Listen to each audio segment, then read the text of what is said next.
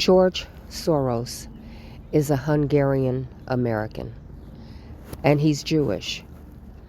He is worth $8.6 billion, and he donates an enormous amount of his money to the Democratic Party.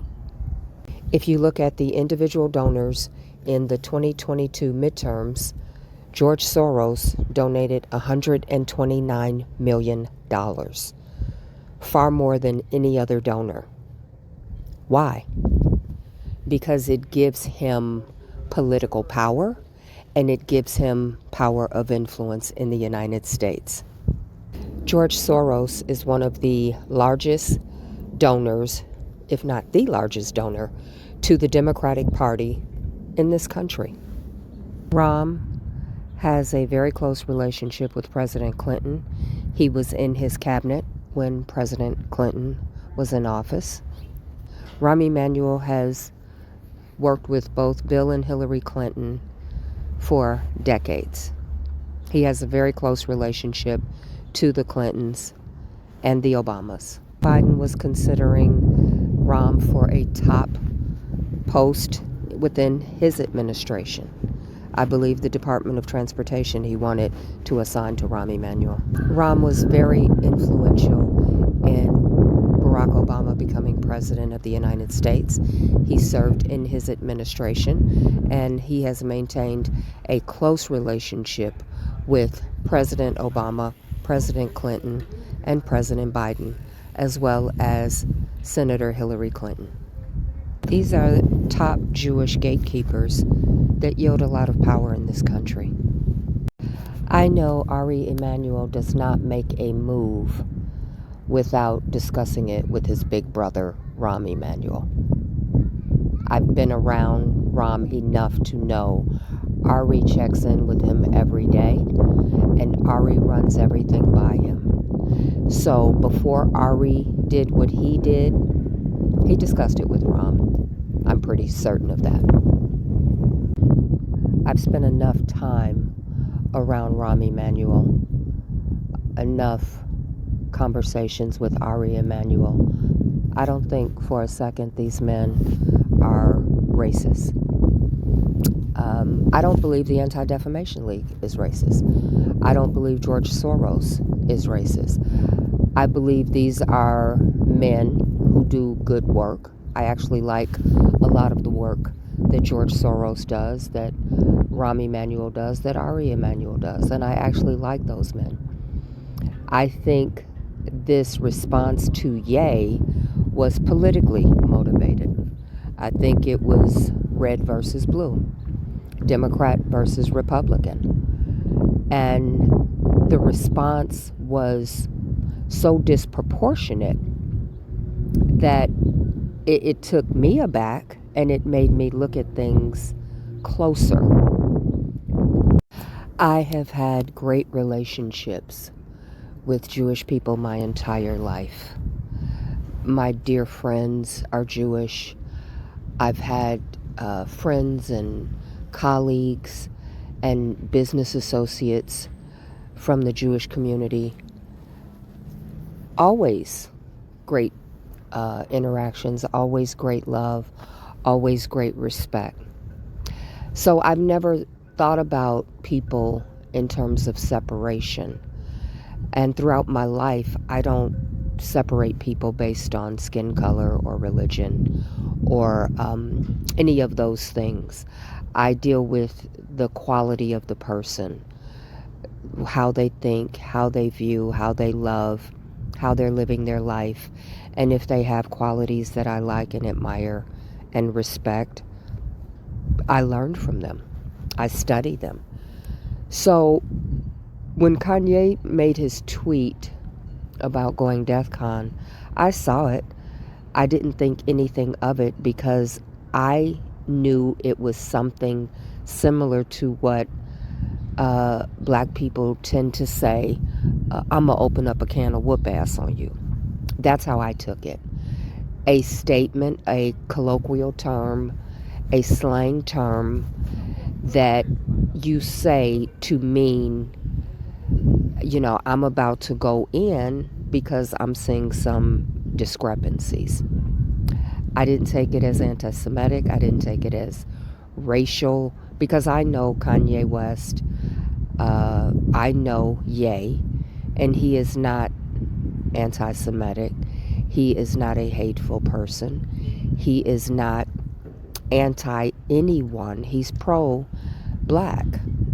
And that's how his parents raised him. So the statement was taken down very quickly.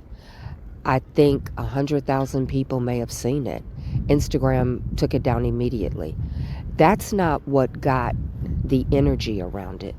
People talking about it, spreading it, sharing it, is what made it catch fire, not the post itself.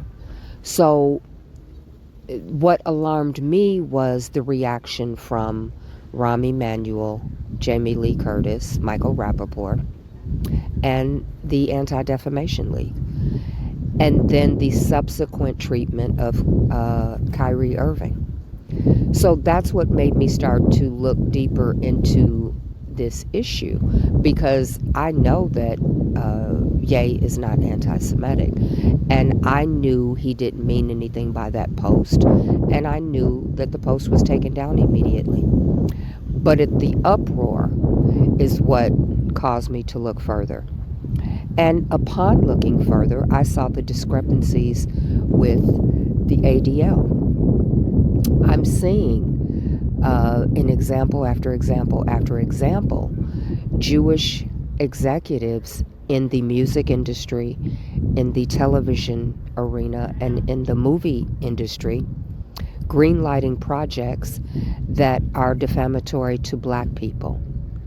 And it's so much that, for me, it's problematic.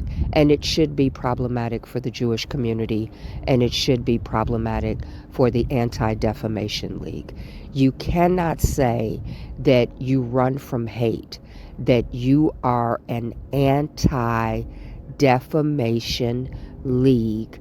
You don't allow defamatory words or behavior towards Jewish people, and then you say nothing when Jewish people are promoting defamatory information about African Americans. It is oxymoronic to do that. So we need Russell Simmons to address this with the Jewish community. We need Minister Farrakhan to address this with the Jewish community in love. And we need every other person to stand in a leadership position in the black community and have dialogue with the Anti-Defamation League, Ari Emanuel, Rahm Emanuel, George Soros, and the usual suspects that go on the attack if the slightest thing is said about the Jewish community, which I certainly understand that, but it's hypocritical to then say nothing when it's defamatory towards African Americans. So I like that Russell wants to be the spokesperson. This is what Russell Simmons needs to address with the Jewish community. Everybody send me an example of something in television, something in the movies, something in song that is defamatory to blacks, and I need you to trace who was the production company and who was the head of that production company, who greenlit the project in music, in news, in movie, in television. And I've been doing it since this started, and I keep coming up with Jewish names. So it does need to be conversation in love. If we're going to stand together, as Al Sharpton said, as brothers, then there needs to be accountability on both sides of the issue. If blacks are going to be destroyed for saying the slightest thing about, and I don't think what Kanye said was meant to be what it turned out to be, and it certainly didn't warrant that response.